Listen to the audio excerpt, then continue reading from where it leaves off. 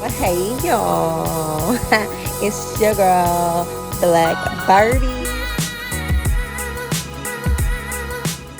So here's my DIY rice water rinse. Making fermented rice water. Once you've collected your rice water, you just leave it in room temperature for a day or until it turns slightly sour, implying that basically it's fermented. And it can take up to 24 to 48 hours depending on how warm it is.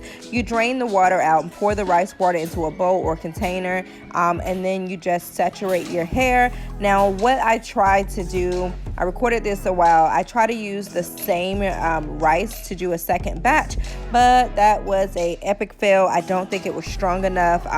Although it probably has some benefits, I don't recommend doing that. Just put more rice and water. I use organic water also, but anyways, if you like what you hear, keep watching. Here we go.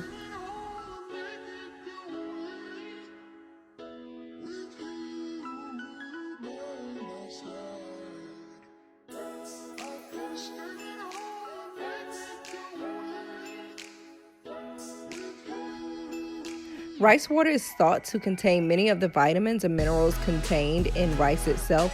These include amino acids, vitamin B, vitamin E, minerals, and antioxidants. So it's really, really good for your hair, your scalp, and actually your skin. So rub some of that stuff on your skin, girl, if you have an issue.